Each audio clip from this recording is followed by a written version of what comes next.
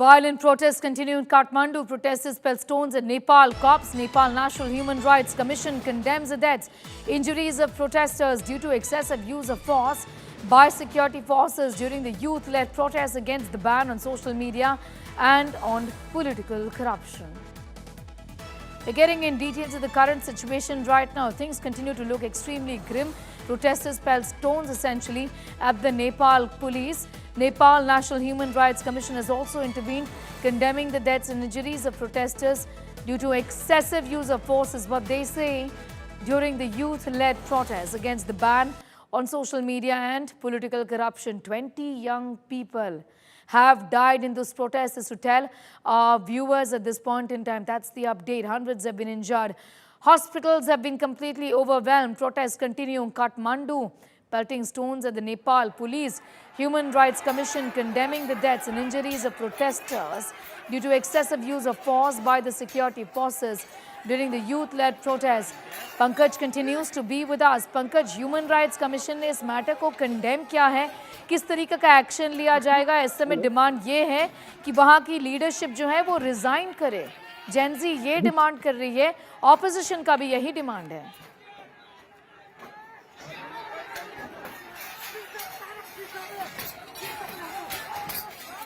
पंकज, इस समय प्रेशर बन रहा है सरकार पे कि रिजाइन करे, ओली रिजाइन करे, ओली सरकार को रिजाइन करना होगा. ऑपोजिशन का ये कहना है, यूथ प्रोटेस्टर्स का भी यही कहना है. जी बिल्कुल, ये क्योंकि पूरा का पूरा प्रोसेस जो है क्योंकि ओली गवर्नमेंट के ही खिलाफ ही, और सारे लोग जो सुबह से नारे लगाए थे, प्रधानमंत्री के खिलाफ ही नारेबाजी कर रहे थे, तो जाहिर सी बात है इन सबके लिए जो इस समय ये सिचुएशन है इसकी जिम्मेवारी प्रधानमंत्री को लेनी चाहिए, ऐसा प्रदर्शनकारियों का कहना है.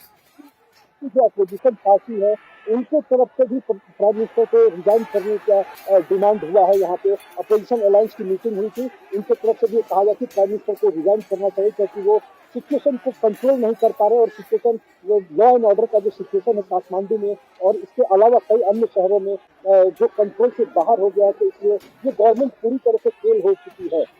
जो रूलिंग पार्टी नेपाली कांग्रेस है उनकी भी इमरजेंसी मीटिंग चल रही है इस समय. उनके तरफ से भी शायद प्रधानमंत्री को कहा गया है कि जितनी जल्दी हो सके वो जो है सोशल मीडिया बैन को हटा दे. लेकिन अब लगता नहीं कि सिर्फ इस डिसीजन के बाद जो है प्रदर्शनकारी रुक पाएंगे, पता चल पाएगा. शुक्रिया हमारे साथ जुड़ने के लिए. पंकज दास getting us up to speed with those details and the very latest as far as the Gen Z revolution here is concerned.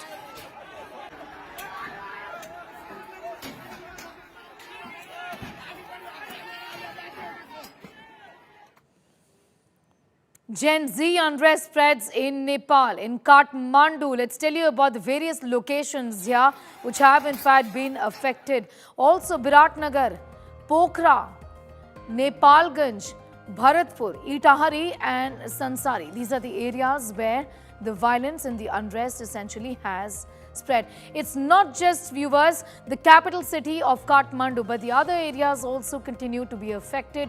Pankaj Das getting in more on that story. Pankaj, ये सोचने वाली बात है कि इतने दिनों से ये सिमर हो रहा था, अचानक से जो आज है वो लोग सड़कों पे नहीं आए. कई दिनों से ये चल रहा है और वायलेशंस भी देखा जा रहा है, जैसे कि जो ब्लॉक हो गया है, जो वेबसाइट्स और जो ऐप्स को ब्लॉक किया है सरकार ने, यूट्यूब को, मीटा, व्हाट्सएप, ट्विटर या एक्स, इसका लोग इसे एक्सेस भी कर पा रहे हैं कुछ हद तक. और टिकटॉक का भी जो है इस्तेमाल, वाइबर का भी मैं देख रही हूँ कि इस्तेमाल हो रहा है इस पूरे इन कई सारे एरियाज में. देखिए, वाइबर और टिकटॉक जो है वो नेपाल में बैन नहीं है क्योंकि टिकटॉक ने पहले ही सरकार के कहने पर वो रजिस्ट्रेशन यहाँ पे करवा चुकी है, इसलिए टिकटॉक चल रहा है. और इसी टिकटॉक की वजह से आज इतने सारे जो संख्या में जो जेन जी प्रोटेस्टर यहाँ पे आए हैं, इसका एक बहुत बड़ा कारण ये टिकटॉक और वाइबर भी है. ये व्हाट्सएप को लोग आमतौर पर यूज करते थे, लेकिन व्हाट्सएप पर बैन लगने के बाद वाइबर यहाँ पे नंबर 1 पर ट्रेंड कर रहा है इस समय, और जाके लोग वाइबर को यूज कर रहे हैं ये जो प्रोटेस्टर है वो. इसके अलावा कई दूसरी छोटे जो सोशल मीडिया साइट है उनको यूज किया गया था इन सबको इकट्ठा करने के लिए. और साथ में जो यहाँ के न्यूज चैनल, जो ऑनलाइन न्यूज पोर्टल है, उन लोगों ने लगातार इस खबर को दी कि आज के दिन जो 8 सितंबर का दिन रखा गया था, आज के दिन सब अपने अपने शहरों में इकट्ठा होंगे, सब अलग अलग शहरों का लोकेशन तय करके सोशल मीडिया पर इस मैसेज को स्प्रेड किया गया था और लोगों तक, युवाओं तक पहुंचाया गया था। इसको जेन जी रिवॉल्यूशन के नाम से आज ये सुबह से शुरू हुआ है। Pankaj Das getting in those details at this point in time as far as the Gen Z outrage here in different parts of Nepal is concerned. Like I said at the outset, it's not just the capital city of Kathmandu, but protesters stormed Nepal's parliament as well in the other areas which have been affected. Let's take a look at the social media ban protest. What really happened? Now, earlier this year, on the 17th of August, the Supreme Court there directed the government to regulate and register platforms. A few days later, on the 25th day of August, the cabinet enforced the new directive. Compliance deadline was set. On the 4th of September 2025, the government banned 26 platforms, which is Facebook, Instagram, WhatsApp, X or Twitter, YouTube, among others. On the 5th of September, just 3 days ago, platforms go completely dark. Protests grow over free speech, clamp down. On the 7th of September, journalists march against this blackout. But apart from journalists, as we've seen, it's the other people, also the general people, especially the younger lot, have now stepped onto the streets in protest. This is being called the Gen Z revolution, leading mass protests which have erupted in Kathmandu, demanding rights and demanding accountability from the administration. Pankaj continues to be with us. Pankaj, सरकार का इसमें ये कहना है कि ये तो हम बस रेगुलेट कर रहे थे कि इनको रजिस्टर करना था सरकार के साथ मिनिस्ट्री में और ये एक बेसिक रिक्वायरमेंट है, इस पे कुछ अनयूजुअल नहीं है, ये कोई क्लैम्प डाउन नहीं है, क्योंकि मीटा ने रजिस्टर नहीं किया इसलिए ब्लैकआउट हो गया। हाँ, तो जिसको लेकर सरकार अपना दावा पेश कर रही है कि हमने इस कारण से इसको बैन किया, उस सुप्रीम कोर्ट के वर्डिक्ट को जो प्रदर्शनकारी, जो अन्य दूसरे लोग हैं, वो अलग अपने तरीके से व्याख्या कर रहे हैं।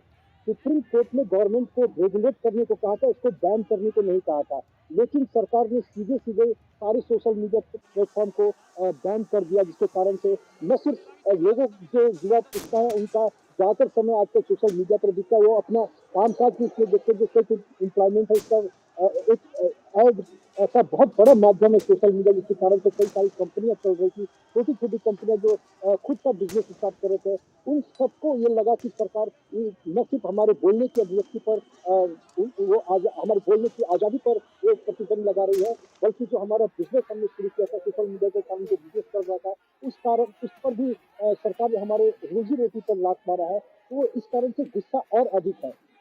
लोगों का, युवाओं का ये भी मानना है यहाँ पे कि सरकार जो अपनी नाकामी छिपाने के लिए, ताकि सरकार के खिलाफ जो गुस्सा सोशल मीडिया पर दिख रहा था, सरकार के जो नाकामियों की बातें सोशल मीडिया पे हो रही थी, सरकार के मंत्रियों को लेकर जिस तरह की टीका टिप्पणी सोशल मीडिया पर हो रही थी, उस पर सरकार अंकुश लगाना चाहती थी। तो कहीं ना कहीं ये लोगों को लग रहा था कि सरकार तानाशाही रवैया के ये आगे बढ़ रही है और इसलिए ये गुस्सा फूटा है। सिर्फ ये रेगुलेट करने की बात और सुप्रीम कोर्ट के वर्डिक्ट को लागू करने की बात नहीं है।